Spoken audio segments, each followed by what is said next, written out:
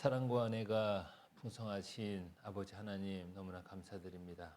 천지와 우주 만물을 창조하신 하나님, 우리의 삶을 주관하시고 또 무엇보다 우리의 영혼을 사랑하시고 또 우리의 모든 것을 또 위해서 주님께서 친히 십자가에 죽으시고 돌아가셔서 영육간에 강건케 해주심을 감사드립니다.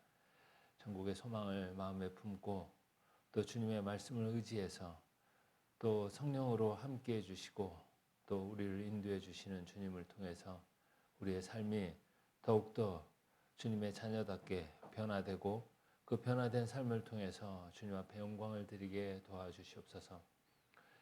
우리의 모든 사정을 아시는 아버지 하나님, 오늘 주님의 말씀을 듣고자 교회당에 모인 우리 청양교회 형제 자매님들 각 사정을 주님께서 다 아십니다. 주님께서 은혜로 더해 주시고 또 여러 가지 어렵고 힘든 일 가운데 있다면 주님께서 말씀으로 위로해 주시고 또한 전지전능하신 주님께서 주님의 영광을 위해서 우리의 여러 가지 어려운 것들 가운데서 우리를 벗어날 수 있도록 주님께서 도와주시고 인도해 주시길 간절히 간구드립니다.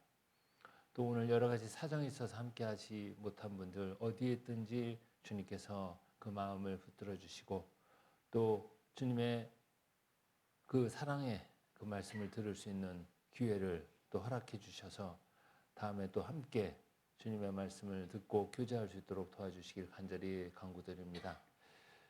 주님께서 함께 해주셔서 우리의 삶을 통해서 이 청양 지역에 많은 영혼들이 우리와 동일한 사랑을 깨달을 수 있도록 주님 은혜 위에 은혜를 더해 주시기를 또한 간절히 간구드립니다.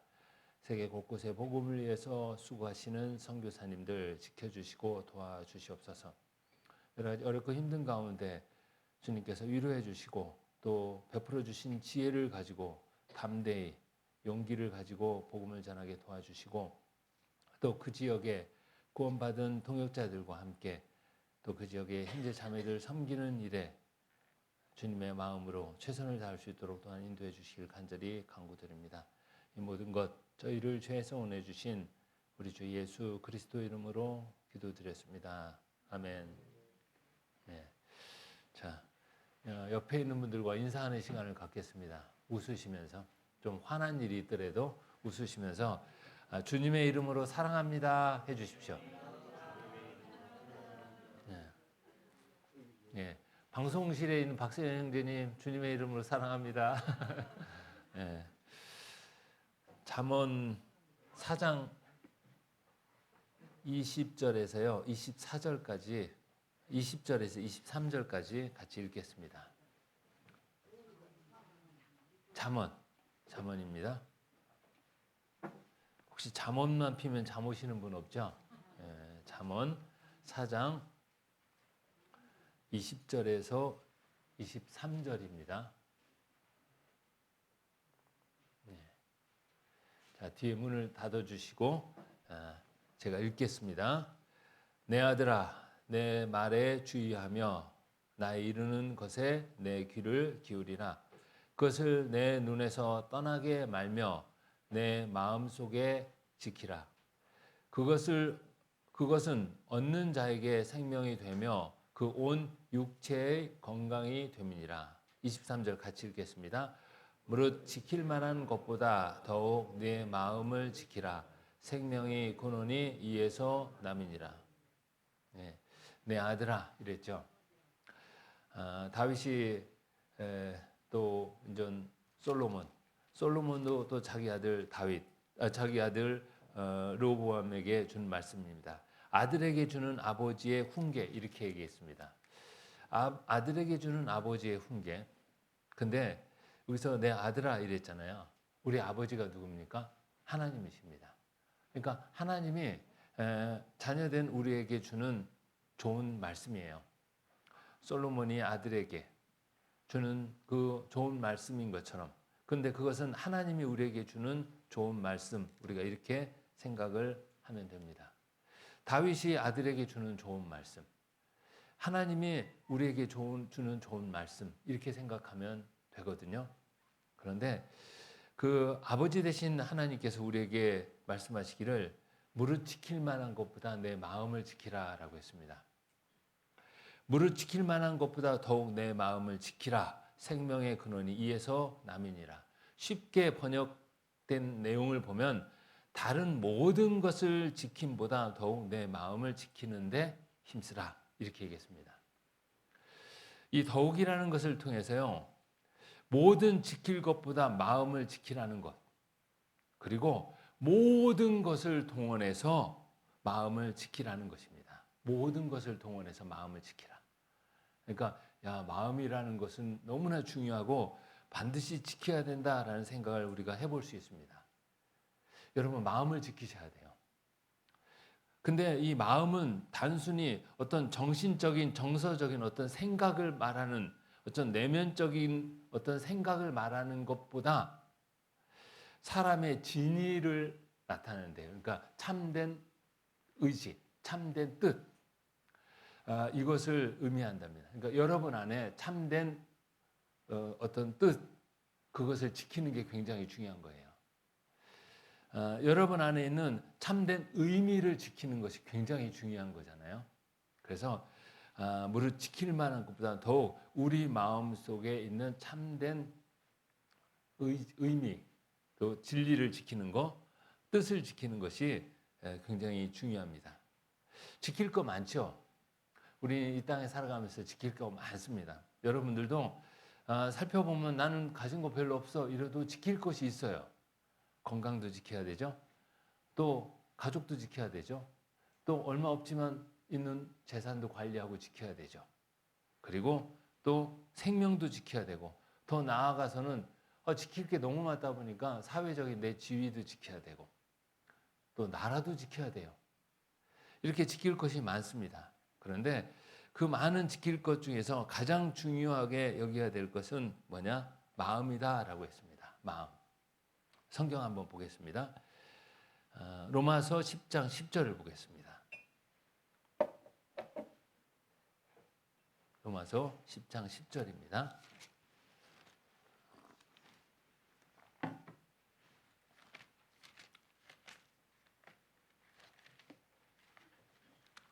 로마서 10장 10절을 제가 읽겠습니다. 사람이 마음으로 믿어 의에 이르고 입으로 시인하여 구원에 이르니라. 마음으로 믿어 의에 이르고 주님의 말씀을 듣고 십자가에서 피 흘리시고 돌아가신 그리스도의 사랑을 말씀을 통해서 우리가 듣고 마음에 믿어 의에 이르고 구원에 이르는 거예요. 입으로 시인하여 구원에 이르며 이 말은 뭡니까? 마음에 진실된 것이 입으로 분명히 나오게 되고 그것은 생활과 연결될 겁니다. 그래서 우리가 생활 구원은 입으로 시인하면서 또 전도하면서 주님을 우리 입으로 나타내면서 이루어지는 거죠. 근데 앞에 마음으로 믿어 의에 이르고라고 했습니다.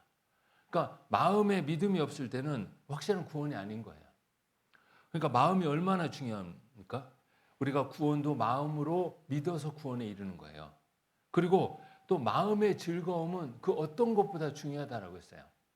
우리가 구원받을 때 마음의 즐거움이 들어왔잖아요. 너무나 중요하잖아요. 돈은 많은데 마음에 슬픔이 있다. 마음이 괴롭다. 이것은 큰 의미가 없습니다. 돈이 많으면 뭐합니까? 마음에 즐거움이 없는데. 그래서 잠언에서도 마음의 즐거움은 그 무엇보다 중요하다라는 표현을 하고 있어요. 마음으로 믿어서 구원에 이르고 마음의 즐거움은 또 얼마나 중요한가? 잠언 15장 13절 한번 보겠습니다. 잠언 15장 13절입니다. 잠언 15장 13절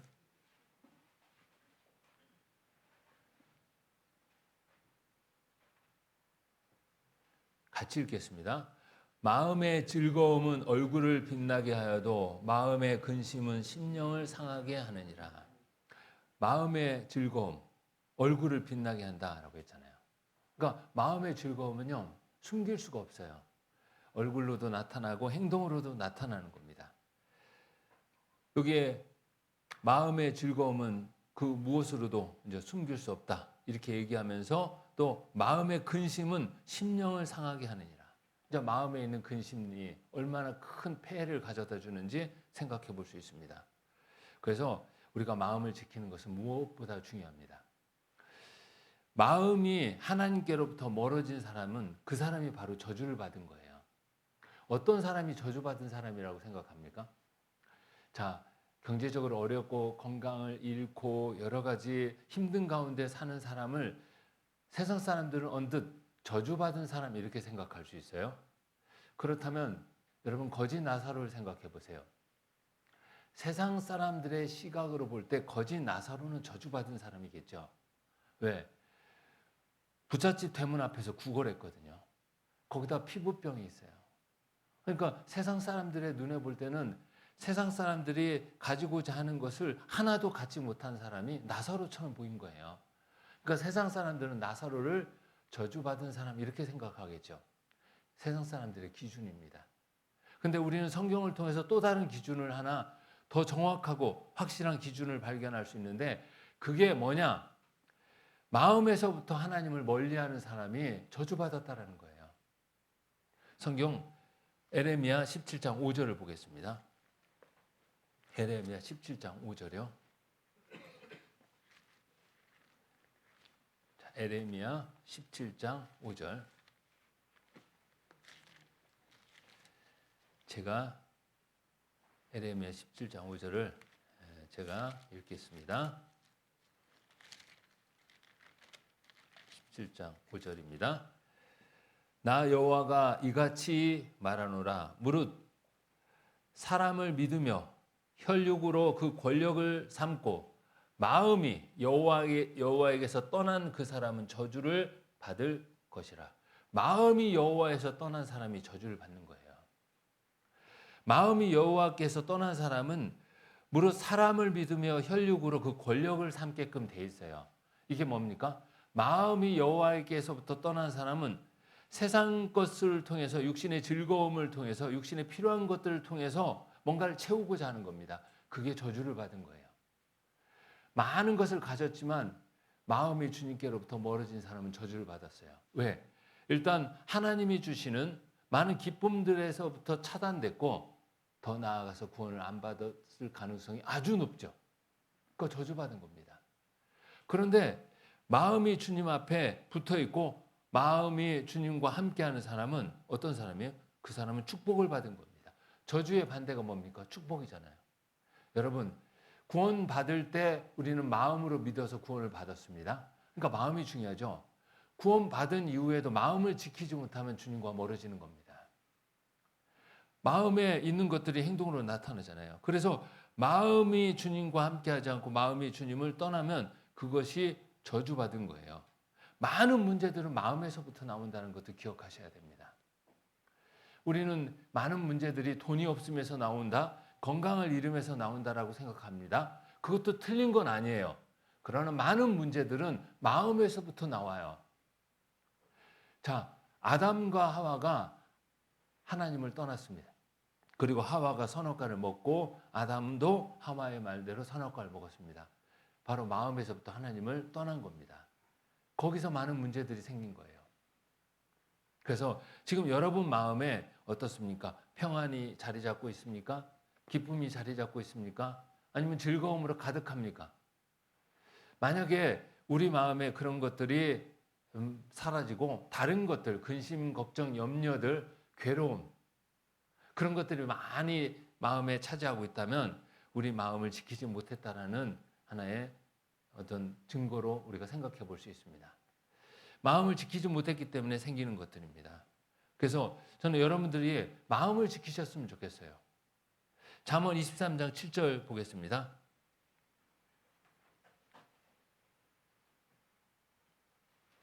잠언 23장 7절입니다. 23장 7절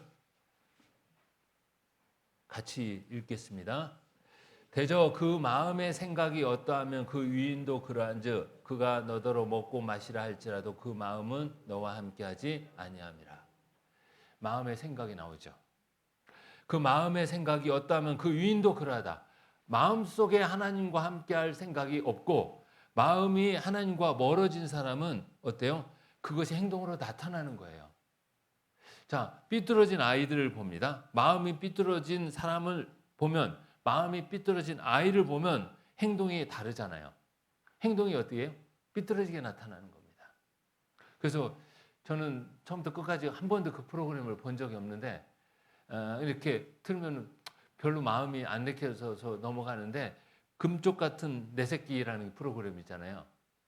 예, 그죠? 고개를 끄덕끄덕 하잖아요. 유익한 프로그램은 틀림없습니다.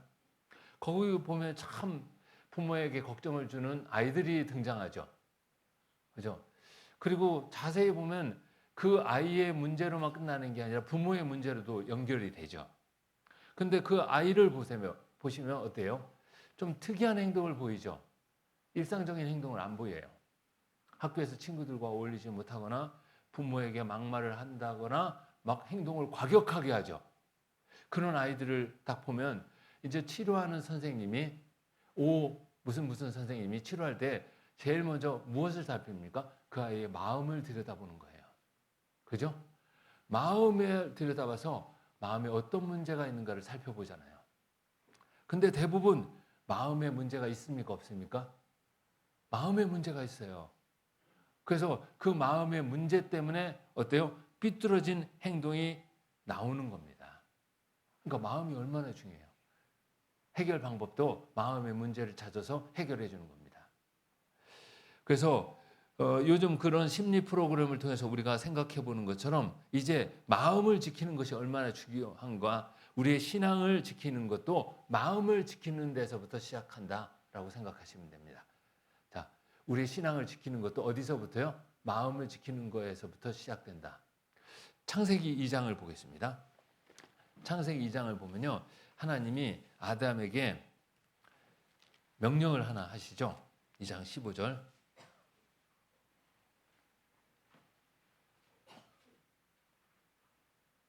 2장 15절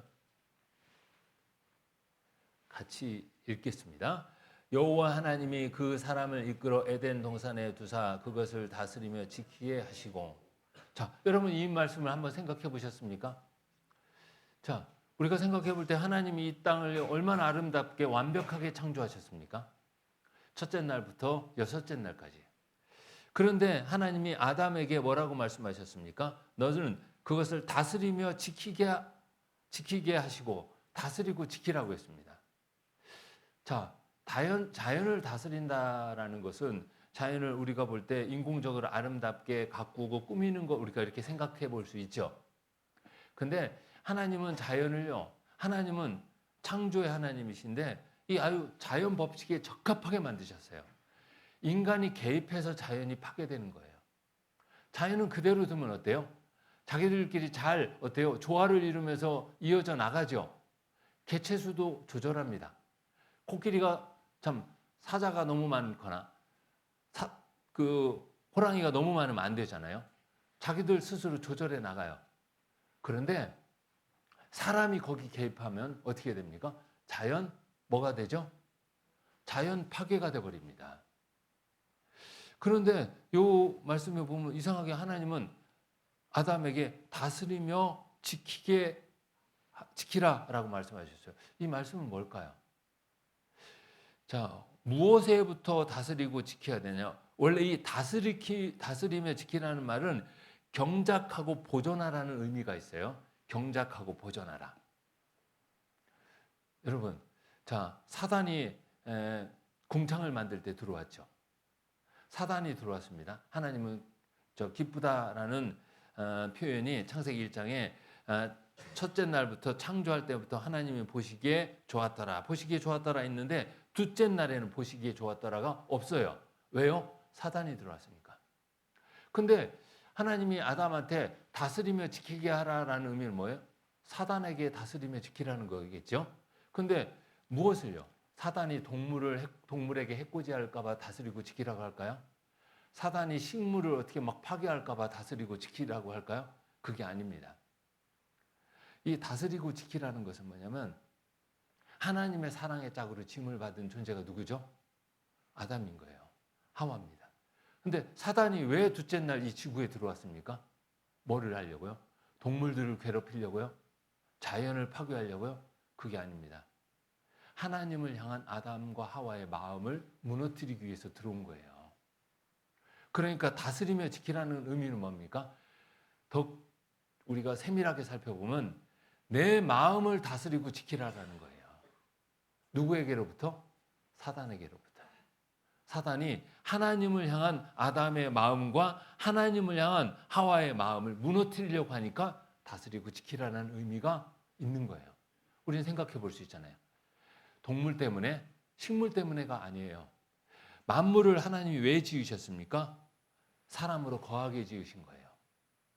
그러니까 제일 중요한 건 하나님의 사랑의 짝인 사람, 우리라는 겁니다. 사단으로부터 그 마음을 지키라는 의미가 있고 그 삶을 지키라는 의미가 있고 그 생활을 지키라는 의미가 있습니다.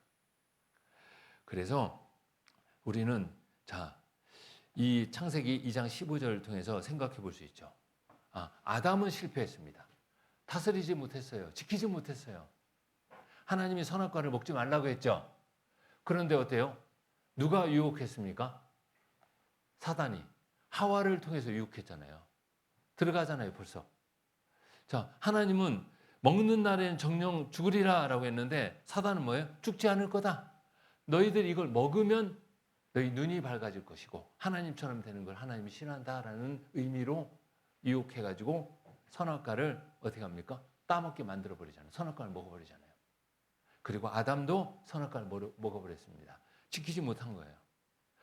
그 이후부터 아담과 하와는 하나님의 사랑의 짝으로 하나님을 찬양하고 하나님의 영광을 위해서 살아가야 되는데 에덴 동산에 쫓겨버린 겁니다. 쫓겨났어요. 하나님의 은혜에서부터 멀어진 거예요. 그리고 그 자손들은 죄 가운데 살게 됐잖아요. 성경 한번 보겠습니다. 시편 150장 6절 보겠습니다. 하나님이 사람을 지으시고 사람은 어떤 일을 할 때 가장 행복할까? 150장 6절입니다. 시편 150장 6절. 150장 6절.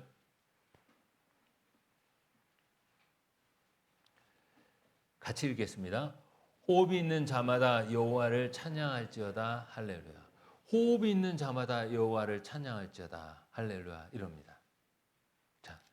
하나님이 만드신 모든 창조물들은 다 각각 자기 역할을 함으로써 하나님을 찬양하고 있습니다. 태양도 달도 별도 자연도 하나님이 창조하신 그 창조의 목적대로 역할을 하면서 하나님을 찬양하고 있잖아요. 사람도요. 호흡이 있는 자마다 여호와를 찬양할지어다. 하나님을 찬양하게끔 지음을 받은 겁니다. 근데 유일하게 사람은 하나님을 찬양하지 않을 때가 있어요. 어쩌면 더 많죠. 사단의 유혹에 빠져서 마음을 지키지 못하면 사람은 창조의 목적, 하나님을 찬양하는 일을 하지 못할 때가 있다는 겁니다. 모든 자연 만물은 다 각각의 기능을 통해서요. 1절 보겠습니다. 시편 150장 1절. 제가 읽겠습니다. 할렐루야 그 성소에서 하나님을 찬양하며 그 권능의 궁창에서 그를 찬양할지어다. 그의 능하신 행동을 인하여 찬양하며 그의 지극히 광대하심을 쫓아 찬양할지어다. 나팔 소리로 찬양하며 비파와 수금으로 찬양할지어다. 찬양하는 게 막 등장합니다.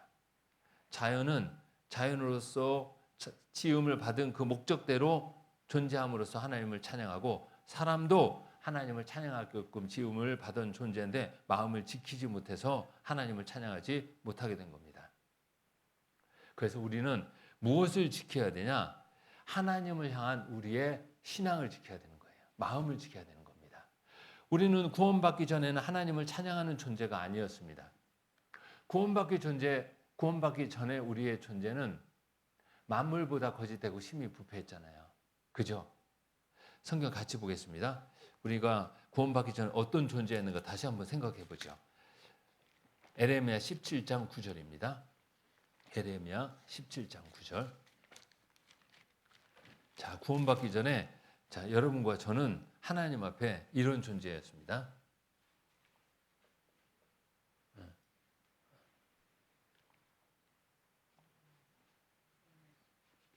17장 9절.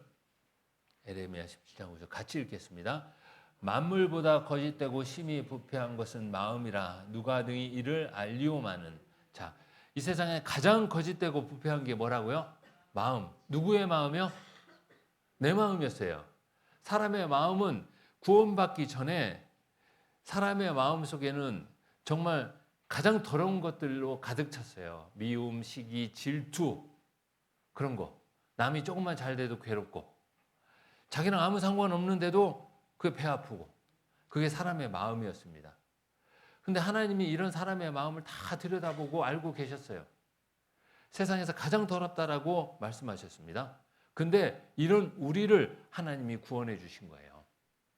그래서 하나님의 자녀로 삼아 주신 겁니다. 완전히 바뀌었잖아요. 우리의 모든 죄를 예수님이 십자가에 못 박히셔서 우리의 모든 죄값을 예수님이 십자가에서 피 흘려서 다 갚아주신 거예요. 그리고 뭐라고 얘기했습니까? 거룩하다, 깨끗하다라고 말씀하시고 피값을 우리를 샀다라고 표현하고 있습니다. 이제 우리를 향해서 아들이라라고 얘기한 거예요. 천부께서는. 그리고 우리를 이제 아버지라 부를 수 있다라고 우리에게 말씀해 주신 거예요. 우리가 이런 죄인에서 하나님의 자녀가 됐잖아요. 이제 자녀가 돼가지고 하나님의 영광을 위해서 우리가 살아가야 됩니다. 하나님의 영광을 위해서 살아가야 되는데 그 마음을 무너뜨리고 그 마음을 하나님께로부터 멀어지게 하는 존재가 있습니다. 그게 누구죠? 사단입니다.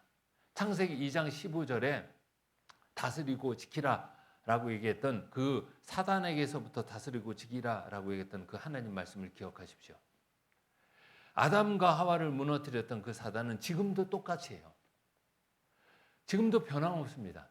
6,000년간 하나님을 향한 인간의 마음을 자꾸 무너뜨리는 거예요. 하나님에게 좋은 마음을 갖지 못하도록 만드는 것도 거기에 해당되죠. 거기서부터 우리 마음을 지켜야 됩니다. 이사야 45장 18절 보겠습니다. 이사야 45장 18절. 이사야 45장 18절.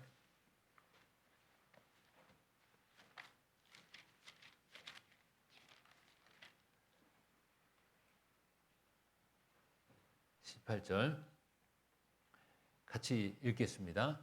여호와는 하늘을 창조하신 하나님이시며 땅도 조성하시고 경고케 하시되 헛되이 창조치 아니하시고 사람으로 거하게 지으신 자신이라. 그 말씀에 나는 여호와라 나 외에 다른 이가 없느니라. 자, 이 말씀 우리가 너무나 잘 아는 말씀이죠. 하나님이 우리가 살 수 있도록 이 땅을 만드셨다. 아주 잘 만드셨다. 그리고 그 하나님 외에 다른 분은 없다. 이렇게 말씀하십니다.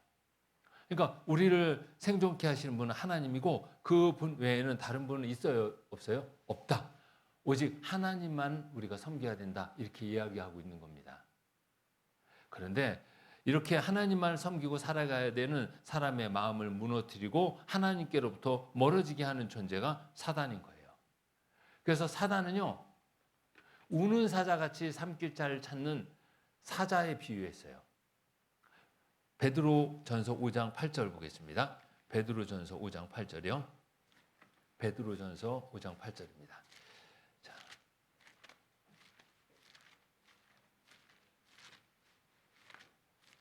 베드로전서 5장 8절입니다.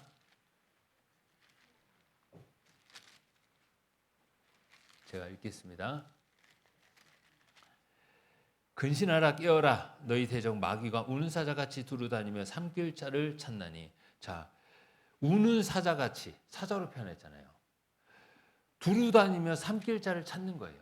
누가요? 마귀가.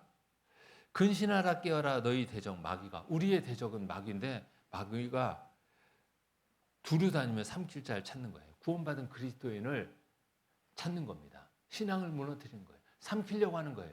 세상으로 완전히 삼켜버리려고 하는 게 마귀라는 겁니다. 이 마귀에게서부터 우리 마음을 지키는 것은 너무나 중요한 거예요. 마음이 무너지니까 신앙이 무너지고 기쁨도 사라지고 평안도 사라지는 겁니다. 그래서 우리는 이 사단에게서부터 무엇을 지켜야 되냐? 마음을 지키는데 마음을 지킴으로써 신앙을 지키는 겁니다. 구원받은 그리스도인이 신앙생활 잘하다가 어느 순간 삐딱선을 탈 때가 있어요. 다 누구나 한 번씩 경험합니다. 나는 그런 적이 없어. 이렇게 생각하면 교만해요. 이제 그 순간 교만이라는 것 때문에 마귀한테 넘어갑니다. 우리는 다 연약해요. 그래서 우리가 살펴보면요, 우리 자신의 신앙생활을 보면 어느 순간 신앙이 정말 주님 앞에서 정말 주님의 영광을 위해서 살아가는 모습들을 보여줬어요. 신앙이 성장하는 모습을. 근데 어느 순간은 신앙이 어때요? 약한 모습도 우리가 보여줬잖아요. 누구나 다 있죠. 없는 분 없습니다. 자, 왜 신앙이 그렇게 약해졌냐? 마음을 지키지 못했기 때문에 그래요. 사단이 우리 마음을요, 잘 살핍니다. 사단은요, 하나님하고는 비교할 수 없지만 사단 능력이 있어요, 없어요? 능력이 있습니다. 사단은 여러분이 어떤 것에 약하고 어떤 것 때문에 쉽게 마음이 상하고 어떤 것 때문에 쉽게 신앙을 포기할 수 있는지 사단은 잘 압니다. 그래서 그걸 갖고 우리를 무너뜨립니다. 우린 거기서부터 마음을 지켜야 돼요. 고린도후서 5장 15절 보겠습니다. 우리는 무엇을 위해서 살아야 되는가? 고린도후서 5장 15절입니다.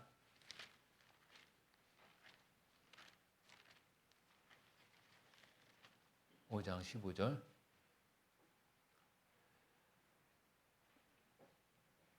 같이 읽겠습니다. 저가 모든 사람을 대신하여 죽으심은 산 자들로 하여금 다시는 저희 자신을 위하여 살지 않고 오직 저희를 대신하여 죽었다가 다시 사신 자를 위하여 살게 하려 함이니라. 자, 너무나 잘 아는 말씀이죠. 자, 저가 누굽니까? 주님이에요. 모든 사람을 대신하여 죽었잖아요. 십자가에 죽으신 거예요. 우리의 죄를 위해서 십자가에 죽으신 거예요. 그렇게 해서 구원받은 우리를 하나님은 어떻게 살기를 원하시는가? 산자들로 하여금 다시는 저희 자신을 위하여 살지 않고 구원받기 전에 죄 가운데서 즐기며 살았던 그 삶을 포기하고 오직 주님을 위해서 살기를 주님은 원하신다라고 말씀하고 계신 겁니다.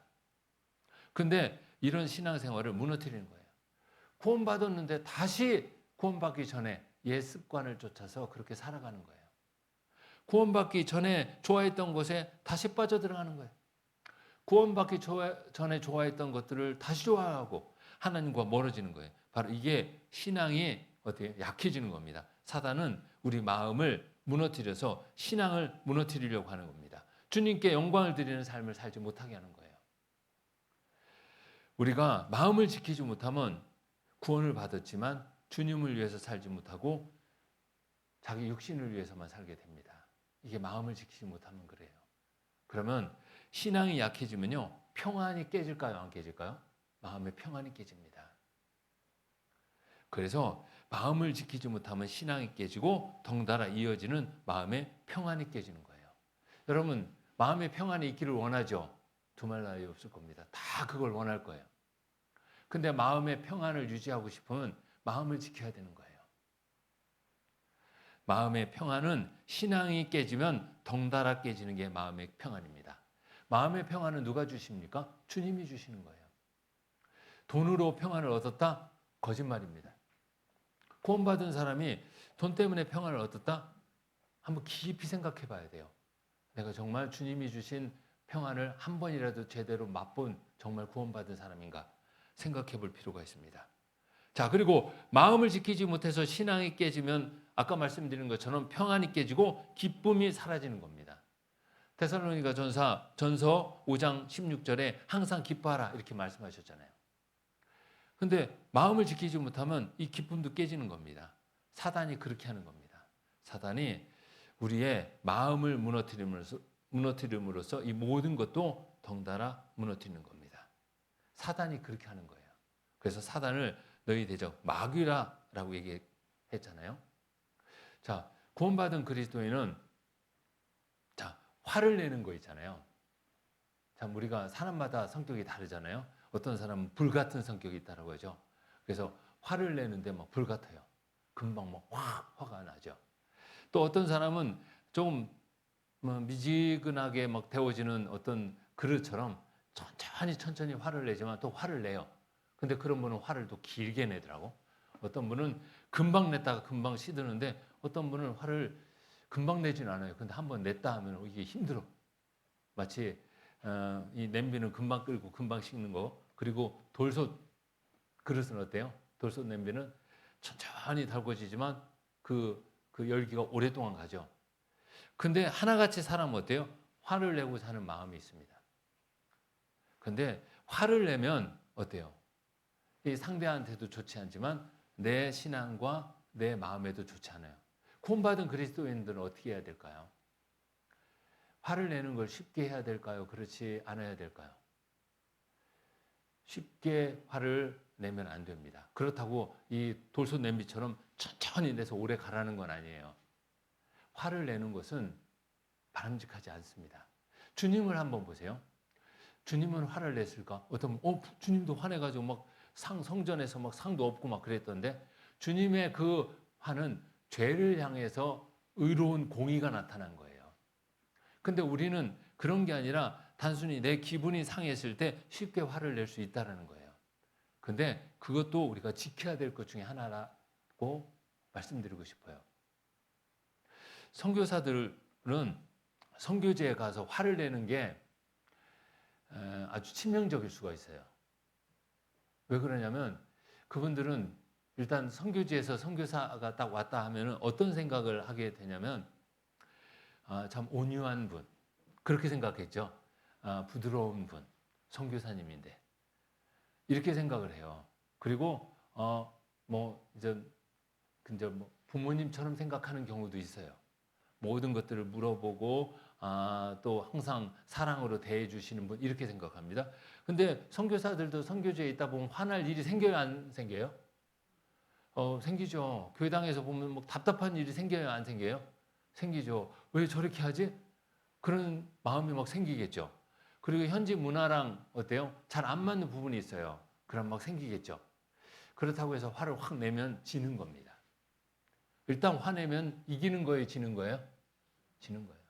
잘못된 상황을 봤어요. 화가 확 나왔어요. 확 나서 잘못된 것을 막 지적했어요. 바로 잡아줬어요. 근데 이긴 거예요, 진 거예요? 진 거예요. 잘못한 분은 선교사님이 화낸 것만 기억해요. 선교사님이 화냈다. 이거예요. 나머지 차근차근 무엇이 문제였는가 가르쳐 주는 것은 잊어버려요. 화냈다. 이것만 생각나는 거예요. 우리도 그럴 때 있죠. 자, 옆에 있는 형제님이 분명히 내가 뭔가를 잘못했는데 화를 확 냈어요. 그러면 어때요? 잘못도 했지만 화를 확 내니까 왜 그렇게 화낼 일이야? 이런 생각이 들죠. 그리고 자기가 잘못한 거 다 잊어버려요. 화낸 것 때문에. 그리고 나서 집에 돌아가면 어때요? 씩씩거려요. 화냈다고. 그러니까 화낸 건 이긴 거예요? 진 거예요? 진 거예요. 구원받은 그리스도인이요. 화낸다라는 것은 우리가 교회에서 좀 삼가고 삼갈 부분입니다. 우리가 어떤 것을 바로잡고 고쳐주기 위해서 화내는 것보다요. 차근차근 이야기하는 게 훨씬 효과가 있어요. 오히려 그쪽이 잘못했는데 지적하는 내 쪽에서 민망해하면서 내 쪽에서 뭔가 또 더 잘못한 것 같은 느낌을 느끼게 하면서 지적해주면요. 그게 효과가 있을까요? 없을까요? 효과가 있습니다. 한번 해보세요. 해보세요. 근데 우리는 그러지 못할 때가 많죠. 저도 그럴 때가 있어요. 저도 선교지에서 보면요. 참 답답할 때가 있어요. 왜 이렇게 답답하게 하지? 일을? 그럴 때가 있어요. 그러면 저는 변호사, 선교사님들은 이제 또 업무를 도와주는 변호사들이 있어요. 현지 변호사들이. 때때는 변호사들이 일하는 게 너무 답답할 때가 있어요. 그러면 변호사를 막 소환할 때가 있잖아요. 빨리 와라. 일이 이렇게 됐다. 그럼 변호사가 오면 그러면 막 난처한 표정을 하고 막 오죠. 그때 잘못하면 우리가 화를 낼 수가 있어요. 지금 도대체 이 일을 어떻게 처리했냐 막 이렇게요. 그럼 변호사는 막 자기가 미처 일을 제대로 적시에 처리하지 못했기 때문에 일이 그렇게 됐으니까 난처한 표정을 막 짓습니다. 근데 선교사님이 예를 들어서 제가 그랬다고 생각했어요. 다른 선교사님 생각하지 말고 막 따졌어요. 하나하나. 그러면 잘못했다고 하지만 돌아가면요. 화낸 것만 기억해요. 되게 화나네. 이렇게 합니다. 운전하고 가는데 앞에 차가 딱 막혔어요. 이제 골목길에. 근데 제가 먼저 들어왔잖아요. 근데 그쪽이 이제 뒤늦게 들어왔으면 그쪽이 뒤로 물러나야 되겠죠? 선교사님도 어때요? 이제 막 급하고 화가 나면 차 빼라고 하잖아요. 차 빼라고, 빨리 차 빼라고. 근데 그 사람도 차를 잘 안 빼요. 그러면 이제 내려가지고 막 전화를 해요. 야, 누가 이기나 한번 보자. 내려가서 선교사님 막 전화하죠. 전화로 업무를 막 보는 거죠. 그러면 그쪽 사람은요, 네팔 사람은 굉장히 순수해요. 그래가지고 당황스럽죠. 선교사님은 내려가지고 막 전화하겠죠. 막 이러고 차는 저기다 놓고. 그러면 어때요? 우리가 화낸 표정을 탁 낸 거잖아요. 한 번은 제 아들이 저한테 얘기하는 거예요. 아빠가 목사잖아. 딱 이 한마디가 모든 것을 끝냈어요. 그 사람이 잘못하고 내가 잘못하고 다 끝난 거예요. 아빠는 목사잖아. 이걸로 판결은 끝났어요? 안 났어요? 끝난 거예요. 네. 목사가 잘못했죠. 목사가 무조건 물러나는 거예요. 네? 그 얘기를 딱 하니까 제가 뜨끔하더라고요. 아들은 지켜본 거예요. 그리고 아들은 조바심을 갖고 있었던 거예요. 옆좌석에서. 왜? 아빠는 선교사고 목사잖아. 이걸 갖고요. 그러니까 무조건 누가 잘못하고 잘하고 따지지 말고 먼저 양보하고 빠져야 된다 이거죠. 그게 정답일까요? 아닐까요? 정답이십니다. 정답이에요. 그리고 우리가 그렇게 하면 손해보는 것 같지만 하나님이 우리의 아버지셔요? 아니셔요? 아버지셔요. 성령이 변호사예요? 아니에요? 변호사예요. 우리는 변호사가 있어요. 그리고 또 우리는 한없이 손해만 보지 않아요. 하나님이 법이라는 것을 통해서 우리가 안전하게 전도할 수 있도록 해주셨기 때문에 우리는 법의 도움을 또 받을 수 있습니다. 그래서 우리는 정말 구원받은 그리스도인 마음을 지키는 것, 신앙을 지키는 것, 평안을 지키는 것과 또 기쁨을 지키는 것으로 연결되고 있다는 걸 생각해야 됩니다. 마귀는 그런 우리를 항상 어때요? 시험에서 그 마음을 무너뜨리려고 합니다. 자, 그러면 구체적으로 마귀는 어떻게 해서 우리 마음을 무너뜨리려고 할까? 그걸 알고 그런 가운데서 우리는 어떻게 마음을 지킬 수 있을까? 한번 살펴보겠습니다. 마태복음 4장을 한번 보겠습니다. 자, 이 마태복음 4장과 누가복음 4장은 사단이 창세기에서 하와를 유혹할 때 사용한 거랑 동일합니다. 마태복음 4장 1절에서 3절까지만 제가 읽겠습니다. 그때 예수께서 성령에게 이끌리어 마귀에게 시험을 받으러 광야로 가사 40일을 밤낮으로 금식하신 후에 줄이신지라. 3절 같이 읽겠습니다. 시험하는 자가 예수께 나와서 가로되 내가 만일 하나님의 아들이어든 명하여 이 돌들이 떡덩이가 되게 하라. 예. 자, 마귀가 예수님을 시험하네요. 예수님은 우리가 동일한 육신을 입고 왔기 때문에 배고픔과 고통과 그리고 피곤을 느끼셔요. 그런 육신을 가지고 있는 예수님을 마귀가 이제 시험하는 겁니다.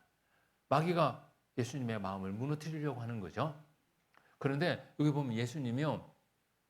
자, 며칠을 굶으셨어요?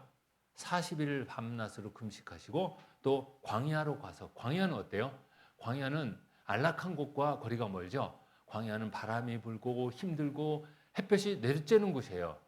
환경이 안 좋은 곳. 그리고 40일을 밤낮으로 금식했다. 개인적으로 굉장히 피곤하고 힘든 상황에 놓여 있다는 걸 우리가 생각해 볼 수 있어요. 마귀는 언제 사람을 가장 잘 시험하는가? 어려울 때죠. 쉬울 때, 편할 때는 시험을 잘 안 해요. 기다려요. 마귀도 예수님을 시험할 때 환경적으로 가장 어려운 상황을 만들고 개인적으로 육신을 입고 오신 예수님의 육신적으로 가장 피곤하고 힘든 상황이었을 때 시험한다는 겁니다. 이렇게 어렵고 힘들 때 시험을 받았을 때 예수님은 그 시험을 물리쳤죠. 당연히 우리가 아는 것처럼 물리쳤습니다. 아담이 실패한 것을 예수님은 실패하지 않고 성공했습니다. 자, 창세기에 사단이 하와를 유혹할 때 어떻게 했는지 아십니까? 선악과를 먹으라고 했죠. 선악과를 딱 보니까 선악과가 어때 보였습니까? 맛없어 보였으면 안 먹었겠죠. 그죠? 근데 배불렀는데도 먹고 싶을 정도였을 거예요. 선악과를 딱 보니까 먹음직스럽고 보암직스럽고 지혜롭게 할 만큼 탐스러웠대요. 먹게끔 먹음직스러워 보였어요. 그리고 보암직스럽고 먹음직스럽고 또 지혜롭게 할 만큼 탐스러웠다. 이게 이제 이 세 가지입니다. 자, 이 세 가지를 갖고 하와를 유혹했는데 이 사단이 예수님을 유혹할 때도 이 세 가지로 유혹합니다. 먼저 먹는 걸 갖고 유혹하죠. 돌들이 떡덩이 되게 하라. 두 번째는 어떤 유혹을 하냐면요. 5절 보겠습니다. 4장 5절. 이에 마귀가 예수를 거룩한 성으로 데려다가 성전 꼭대기에 세우고 가로되 내가 만일 하나님의 아들이어든 위에서 뛰어내리라. 기록하였으되 저가 너를 위하여 그 사자들을 명하시리니 저희가 손으로 너를 받들어 발이 돌에 부딪히지 않게 하리로다 하셨느니라. 자, 높은 곳 성전 꼭대기에 올라가서 뛰어내려. 그러면 천사들이 받들어 줄 거야. 그러면 얼마나 참 높아지겠어. 사람들이 인정하지 않겠어. 이런 거죠. 천사들이 받들어서 살렸으니까 대단한 존재다라는 것을 인정받을 수 있을 거다. 이렇게 얘기하는 겁니다. 인정받을 수 있을 거다. 뭡니까? 이게 이생의 자랑과 동일한 겁니다. 그리고 또 하나는 뭡니까? 자, 8절 보겠습니다. 4장 8절 같이 읽겠습니다. 마귀가 또 그를 데리고 지극히 높은 산으로 가서 천하 만국과 그 영광을 보여 가로되 만일 내게 엎드려 경배하면 이 모든 것을 내게 주리라. 자, 보암직스러운 걸 보여준 거예요. 천하 만국을 보여준 겁니다. 여러 가지 막 좋은 것들을 다 보여줬어요. 그리고 경배하면 이 모든 것을 내게 주리라. 이렇게 유혹하는 겁니다. 자, 여러분 세 가지가 등장했죠. 자, 먼저 먹는 거죠. 육신의 정욕. 그리고 그 다음에 우리는 여기서 세 번째로 읽었는데 천하 만국을 보여줍니다. 보암직스러운 거. 안목의 정욕. 그리고 뛰어내리라 라고 합니다. 그러면 받들어 줄 거고 많은 사람들이 너를 인정할 것이다 라는 거죠. 이생의 자랑입니다. 그러니까 창세기에 하와를 유혹했을 때 사용한 거랑 똑같아요. 먹음직스럽고 보암직스럽고 지혜롭게 할 만큼 탐스럽고 지혜로우면 높아지잖아요. 그리고 이 누가복음 4장에도 동일하게 나옵니다. 근데 누가복음 4장에는 순서가 조금 바뀌어요. 누가복음 4장에는 이 뛰어내리라라는 것이 세 번째로 등장하고 만국을 보여주는 것이 두 번째로 등장합니다. 순서가 조금 바뀝니다. 그러나 이 세 가지로 유혹한다는 겁니다. 유혹한다는 거예요. 지금도 사단은 이 세 가지로 유혹할 겁니다. 여러분에게 육신적으로 먹고 사는 문제로 유혹할 거예요. 먹고 사는 문제로 여러분의 신앙을 무너뜨리려고 할 거예요. 먹고 살아야지 교회 갈 시간이 어디 있어. 먹고 사는 문제가 먼저지 어떻게 전도하는 일에 시간을 뺏길 수 있어. 이렇게 유혹하는 게 사단인 겁니다. 먹고 사는 문제를 먼저인 것처럼 등장시킬 거예요. 이거에 마음이 무너져 버리면요. 우리는 먹고 사는 문제 때문에 신앙을 포기할 수 있어요. 우리는 직장 때문에 신앙을 포기하게 되고 또 우리의 생활의 염려 때문에 주님과 멀어질 수 있다는 겁니다. 여러분 그거는 큰 손해예요. 여러분 절대 바꿔서는 안 됩니다. 먹고 사는 문제, 자 먹음직스러운 것들, 생활의 염려 때문에 신앙을 포기하면 가장 어리석은 거래예요. 여러분 다이아몬드를 이따만한 다이아몬드를 갖고 여러분 빵 한 조각하고 바꿀 사람 있습니까? 지금 당장 배고파. 이거 못 먹어서 죽는다라면 바꿔야죠. 그러나 예를 들어서 일주일 후에 먹을 것을 구할 수 있다. 그러면 이만한 다이아몬드하고 빵하고 바꾸겠습니까? 참겠습니까? 저는 참어요. 저는 한 보름도 참을 것 같아. 예? 안 그렇겠습니까? 여러분. 자, 신앙은 이따만한 다이아몬드보다 더 중요합니다. 마음을 지키고 주님을 향한 마음을 가지고 주님과 함께하는 것은 그 무엇과도 바꿀 수 없어요. 어떻게 우리가 자 육신의 정욕, 먹음직스럽고 먹고 사는 문제와 신앙을 바꿀 수 있겠습니까? 가장 어리석은 거래예요. 다이아몬드와 빵을 바꾼 거랑 동일합니다. 우리가 생각을 해야 됩니다. 그래서 우리는 마음을 이렇게 사단을 유혹했구나. 근데 주님이 어떻게 사단의 유혹을 이겼는가를 생각하면서 우리 마음을 지킬 수 있는 방법도 찾아낼 수 있죠. 자, 4절 보겠습니다. 4절. 자, 먼저 먹고 사는 문제죠. 주님한테 40일 동안 굶었으니까 돌들이 떡덩이 되게 하라 했죠. 4절 같이 읽겠습니다. 예수님이 어떻게 말씀하시나? 예수께서 대답하여 가라사대 기록되었으되 사람이 떡으로만 살 것이 아니요 하나님의 입으로 나오는 모든 말씀으로 살 것이라 하였느니라 하시니. 얼마나 멋있는 말씀입니까? 이 성경에 있는 말씀을 가지고 기록한 거예요. 말씀을 가지고 물리치신 겁니다. 기록되었으되라고 했잖아요. 사단의 유혹과 여러 가지 육신적인 어려움을 우리가 물리칠 수 있는 것은 하나님의 말씀을 의지했을 때 가능한 겁니다. 기록되었을 때라고 얘기했잖아요. 사람이 떡으로만 살 것이 아니다. 무엇을요? 하나님의 입으로 나오는 모든 말씀으로 살 것이다 라고 했습니다. 사람은요, 하나님의 말씀을 통해서 영적인 것도 없고 육신적인 것도 없고 하나님의 말씀을 통해서 우리의 모든 필요를 얻을 수 있다는 것도 우리가 생각해야 돼요. 그러니까 당장 지금 눈앞에 먹고 사는 문제 때문에 신앙을 포기하면 가장 어리석은 거래예요. 우리는요, 주님의 말씀을, 어떤 분은 그러잖아요. 아니, 성경을 보면 거기서 떡이 나와? 떡 나와요. 그죠? 떡 나옵니다. 자, 이 세상에 떡을 만들 수 있도록 해를 주시고 비를 주시는 분이 누굽니까? 하나님이시잖아요. 그죠? 하나님은요, 구원받은 사람이건 구원받지 않은 사람이건 동일하게 해를 주시고 비를 주셔서 결실기를 주셔서 먹을 것을 주셔요. 근데 구원받은 사람에게는 얼마나 더해 주시겠습니까? 무엇을 먹을까, 무엇을 마실까, 무엇을 입을까 걱정하지 마라 라고 했습니다. 하나님께서 아버지 되셔서 그렇게 말씀하신 거예요. 그러니까 자, 말씀을 보면 떡이 나와?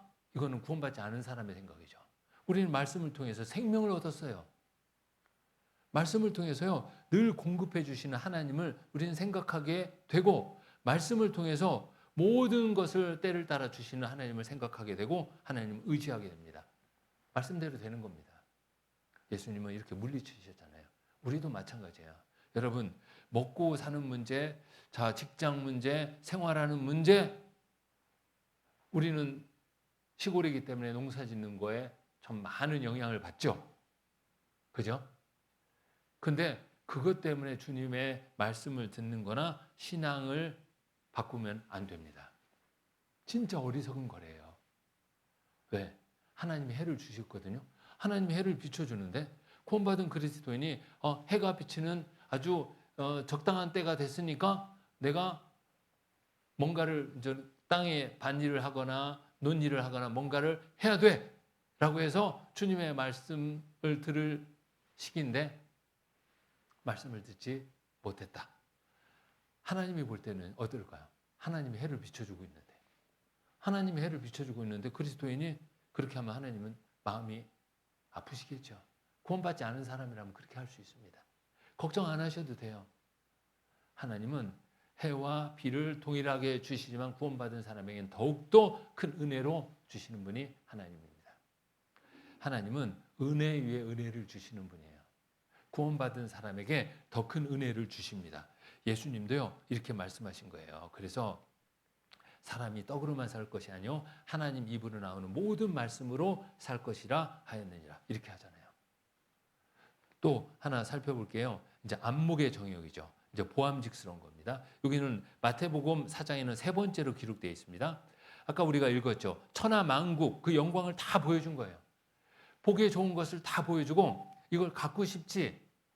어떻게 해야 됩니까? 경배하면 이 모든 것을 내게 주리라. 사단이 자기를 경배하라는 겁니다. 구원받은 그리스도인은 누구를 경배해야 되죠? 하나님을 경배하잖아요. 근데 사단이요, 자기를 경배하면 이 눈에 보기 좋은 것들을 다 주겠다. 자, 우리가 내가 갖고 싶고 내가 이제 안목의 정욕에 이끌려서 보기 좋은 것들을 내가 얻기 위해서 그것을 얻을 수 있는 방법이 사단에게 경배하는 거라면 우리가 사단을 경배하고 그걸 얻어야 되겠습니까? 그러면 안 돼요. 그건 잠시 주어지는 겁니다. 주님은 영원한 것을 주시기를 원하는 겁니다. 자, 사단에게 경배하는 것은 자, 이제 모든 것을 빼앗기는 것의 시작이라는 것을 여러분 기억하셔야 돼요. 얻는 것이 아니에요. 사단에게 경배하는 순간 사단을 경배한다는 건 뭡니까? 하나님을 경배하는 것이 경배하는 생활에서 돌아서면 사단을 경배하는 것이 됩니다. 그러면 모든 것을 빼앗기는 거예요. 얻는 게 아닙니다. 근데 사단은 거짓말하는 존재잖아요. 그렇게 얘기해요. 천하 만국과 그 영광을 보여 가로되 만일 내게 엎드려 경배하면 이 모든 것을 내게 주리라. 우리는 쉽게 이렇게 생각해 볼 수 있어요. 학생이 이제 고3입니다. 고3 공부할 때죠. 그죠? 이제 부모도 막 이제 그 공부 때문에 부모도 같이 이제 고3 생활을 보내요. 그런데 우리는 야, 얘가 대학을 잘 붙으면 이제 신앙생활을 편하게 잘 할 수 있을 거라는 생각을 하게 돼요. 그죠? 또 더 나아가서 좋은 직장을 얻으면 편하게 신앙생활 할 거라고 생각해요. 그래서 잠시 타협하고 싶어요. 1년간. 1년간 그래 네가 공부에 치중하라. 하나님 말씀은 우리가 나중에 들어도 되지. 네 대학 가면 들어. 라고 할 수가 있어요. 그죠? 이게 이제 모든 사람의 마음속에 생길 수 있는 거예요. 부모니까 더욱더 그런 마음이 생길 수 있어요. 그래서 우리가 타협할 때가 있죠. 자, 좋은 대학을 가기 위해서 네가 신앙을 잠시 접어라. 이것은요 사단에게 경배하는 겁니다. 당장 보기 좋은 것을 얻기 위해서 나중에 다 빼앗기게 됩니다. 신앙을 빼앗기게 되니까 다 빼앗기게 됩니다. 아들이 대학에 들어갔어요. 근데 하나님과 멀어져 버렸습니다. 골치 아파요. 다시 돌아서게 하려고 했는데 그게 쉽지가 않아요. 그죠? 사단에게 한번 사로잡힌 마음이 쉽게 돌아서지는 않잖아요. 그만큼 어렵습니다. 그러니까 그때부터 이제 문제가 생기는 거예요. 변호사가 됐어요. 검사가 되고 판사가 됐습니다. 하나님과 거리가 먼 생활을 하는 겁니다. 하나님 없어 이렇게까지 생각하고 신앙생활을 포기했어요. 그러면요 부모 마음을 어떨까요? 모든 것을 다 잃은 거예요. 아들도 모든 것이 이루어진 겁니다. 우리가 생각을 해야 됩니다. 그래서 사단은 이 보이는 것, 안목의 정욕으로도 무너뜨립니다. 그리고 세 번째가 뭐죠? 자, 5절입니다. 5절. 세 번째 5절. 마태복음 4장 5절을 한번 보겠습니다. 5절. 제가 잠깐 말씀드렸는데요. 5절 같이 읽겠습니다. 이에 마귀가 예수를 거룩한 성으로 데려다가 성전 꼭대기에 세우고 가로되 네가 만일 하나님의 아들이어든 뛰어내리라 기록되었으되 저가 너를 위하여 그 사자들을 명하시리니 저희가 손으로 너를 받들어 발이 돌에 부딪히지 않게 하리로다 하였느니라. 자, 이것은 이생의 자랑입니다. 아까 얘기한 것처럼 뭐예요? 자기를 드러낼 수 있잖아요. 내가 누군지 알아? 이럴 수 있는 거예요. 봤지? 내가 성전 꼭대기에서 떨어졌는데 천사들이 나와서 손으로 받쳐서 날 살렸지. 봤지? 이거예요. 내가 누군지 알아? 이거예요. 우리가 신앙생활하다 내가 누군지 알아? 내가 어떤 사람인지 알아요? 보여주고 싶어요. 자꾸. 자기 것을 자꾸 나타내고 싶어요. 그러면요. 마음을 지킬 수 없게 됩니다. 사단은 그런 방법을 통해서 또 구원받은 사람의 신앙을 무너뜨리게 되는 겁니다. 여러분, 내가 누군지를 보여줄 필요 없어요. 우리는 누구를 보여주면 되죠? 그리스도가 누군지를 보여주면 돼요. 내가 누군지를 보여주고 싶다면 내가 얼마나 나약한 존재였는지 그리고 주님이 은혜롭게 나를 구원해 주셔서 내가 어떤 사람이 됐는지만 보여주시면 돼요. 자기를 드러내려고 하면 그건 바로 이생의 자랑입니다. 그러면 신앙이 어때요? 무너지게 돼 있어요. 그런데 예수님은 어때요? 이 모든 세 가지 시험을 다 물리치셨습니다. 무엇으로? 말씀으로 물리치셨다는 것을 여러분 기억하셔야 돼요. 말씀밖에 없습니다. 그래서 예수님이 다 말씀으로 물리치는 겁니다. 말씀 외에 다른 것들이 아니에요. 7절, 4장 7절 보겠습니다. 예수께서 이르시되 또 기록되었으되 주 너의 하나님을 시험치 말라 하였느니라. 기록되었으되 하나님을 시험치 말라 이렇게 얘기하잖아요. 그래서 물리쳤습니다. 우리도 마찬가지입니다. 말씀을 통해서 예수님이 하신 것처럼 어렵고 힘든 순간 예수님이 시험을 받았을 때 말씀으로 물리치신 것처럼 우리도 어렵고 힘들 때 사단이 시험할 겁니다. 여러분 말씀으로 마음을 지키셔야 돼요.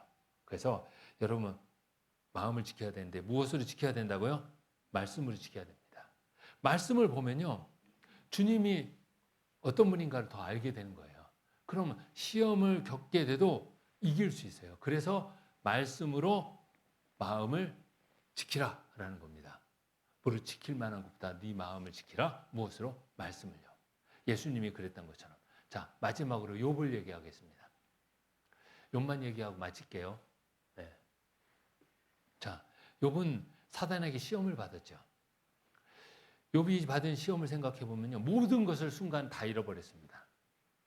아들 7명, 딸 3명이 하루 1시에 다 죽었어요. 그리고 재산도 다 날아갔습니다. 그리고 명예도 날아갔어요. 자, 재산도 날아갔죠. 명예도 날아갔죠. 아들, 딸도 다 죽었죠. 거기다가 몸에 질병까지 생겼어요. 그래서 기와장으로 박박 긁을 정도로 다 잃어버렸죠. 모든 것을 다 잃어버렸습니다. 그런데 욥은 마음은 잃어버리지 않았다는 걸 기억하셔야 돼요. 육신적으로 갖고 있는 걸 다 잃어버렸지만 욥은 마음을 지켰어요. 마음을 잃어버리지 않았어요. 그러니까 나중에 도로 다 어떻게 했어요? 찾았어요. 얼마나? 곱절로 찾았습니다. 하나님이 주신 거예요. 여러분 아무리 힘들고 어려워도 마음을 딱 지키면 하나님이 다 갚아주셔요. 욥이 어떻게 그렇게 마음을 지킬 수 있었을까? 욥의 부인이요, 욥한테 이렇게 얘기했습니다. 욥의 부인이 욥에게 하나님을 저주하고 죽어라. 내가 그렇게 해도 살아야 되겠냐 이런 거죠. 다 잃어버렸는데 욥의 부인이 보니까 자기도 속상한 거예요. 이렇게까지 해서 살아야 되겠냐? 하나님을 저주하고 죽어라. 욥이 뭐라고 했는지 아십니까? 욥은 알았어요. 무엇을 알았냐? 하나님을 알았어요.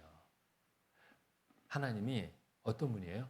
주신 자도 하나님이요, 취하신 자도 하나님이다라는 걸 아는 거예요. 원래 아들 10명 누가 줬습니까? 하나님이 줬어요. 아는 거예요. 근데 아들 10명이 어디로 갔어요? 하나님께로 갔어요. 아는 거예요. 그냥 이 땅에서 저주받고 죽어서 지옥 간 게 아니에요. 욥은요, 그 아들, 딸들은 구원받은 거예요. 욥은 아들, 딸과 함께 하나님께 항상 예물을 드렸습니다. 예배했다는 거예요. 그건 뭡니까? 욥의 신앙이 아들, 딸들에게도 전달됐을까요? 안 됐을까요? 전달됐어요.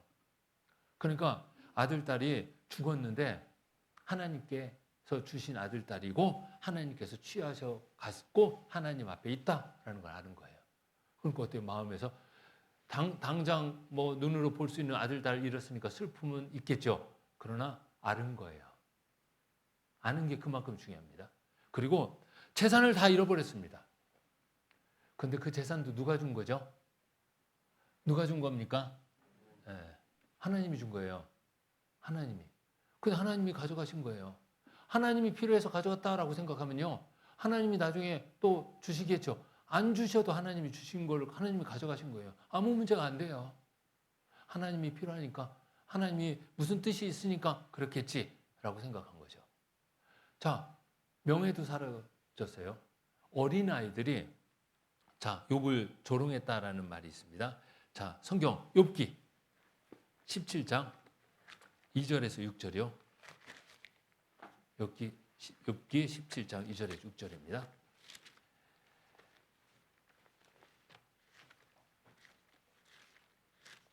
욥기 17장 2절에서 2절, 6절 두 구절만 제가 2절 읽겠습니다.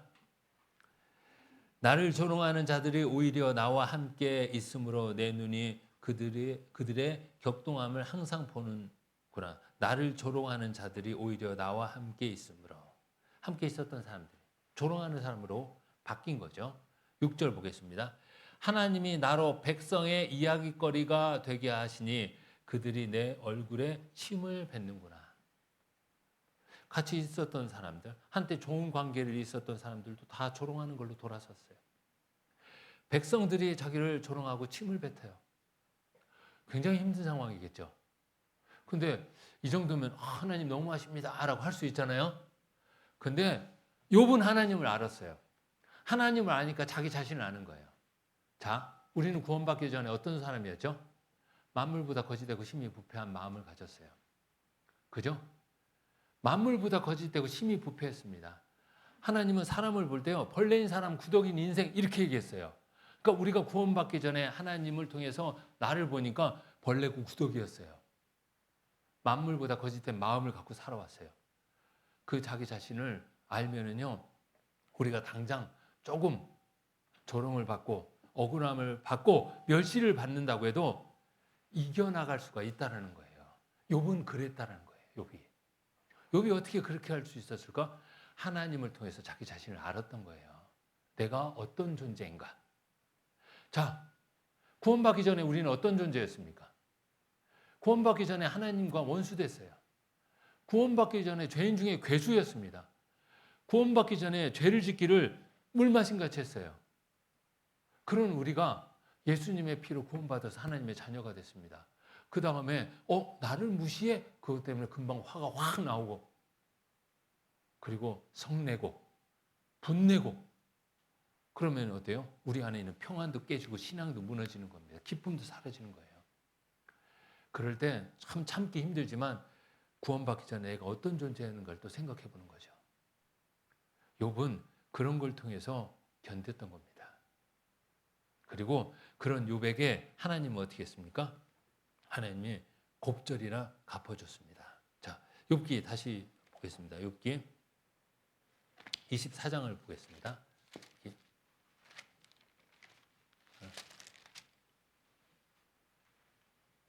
23장 12절이요.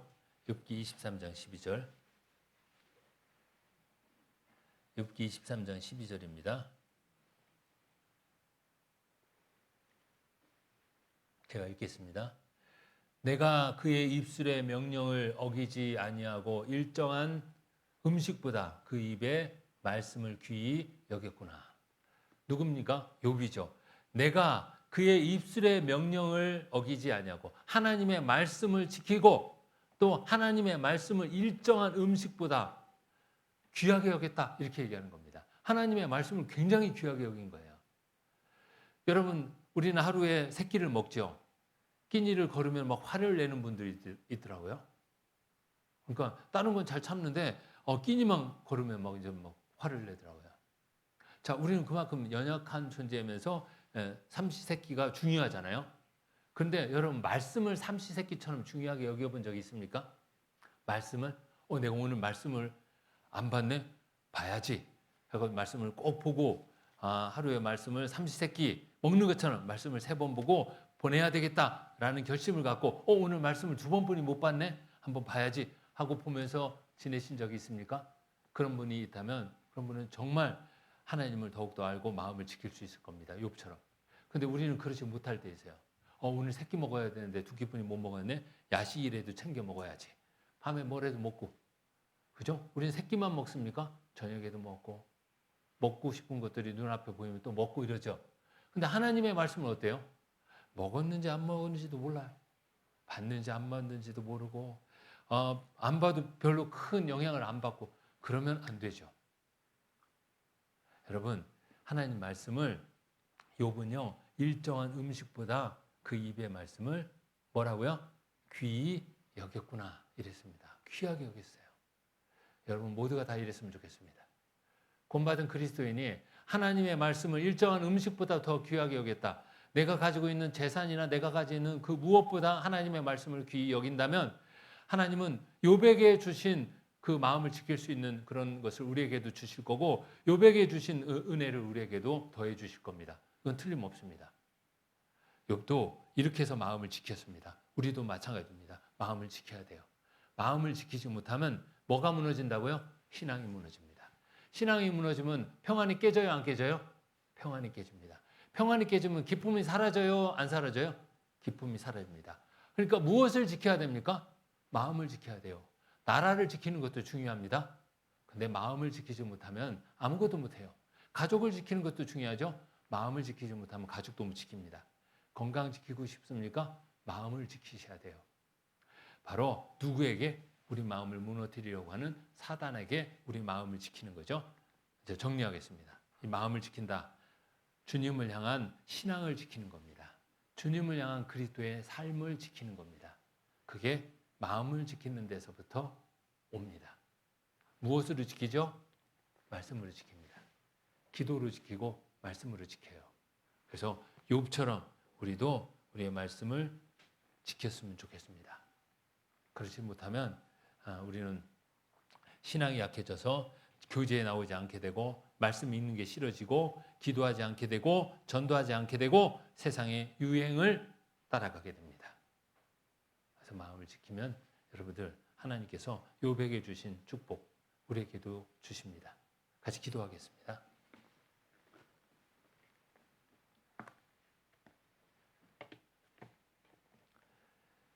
사랑과 은혜가 풍성하신 아버지 하나님, 오늘 또 주님의 말씀으로 하나님이 어떠신 분인가를 우리가 알게 해주신 것 감사합니다. 하나님 오직 선하시고 하나님이 우리를 향하신 계획 또한 선하신 줄 저희가 잘 압니다. 그러나 하나님이 우리와 함께 하신 것처럼 우리의 주위에 사단이 우리의 신앙을 무너뜨리기 위해서 우리의 마음을 무너뜨리기 위해서 항상 우리를 유혹한다는 것도 잘 압니다. 그러나 하나님의 말씀이 있고 또 우리가 기도를 통해서 하나님의 도움을 받고 우리가 교제를 통해서 서로를 살펴보는 것을 통해서 우리 마음을 지킬 수 있는 줄 압니다. 가장 중요한 것은 하나님을 향한 우리의 마음을 지키는 것입니다. 그 마음을 지킬 수 있도록 도와주시고 우리가 기쁨과 즐거움과 평안 가운데서 주님 앞에 영광을 드리는 삶을 살게 도와주시옵소서. 예수님이 사단의 유혹을 물리치셨습니다. 말씀으로 물리치신 것처럼 우리에게 그 본을 보여주신 것처럼 우리가 힘들고 어려울 때 닥치는 유혹들, 어려움들 거기서부터 말씀을 통해서 우리 마음을 지키게 도와주시옵소서. 이 모든 것 저희를 구원해 주신 우리 주 예수 그리스도 이름으로 기도드렸습니다. 아멘.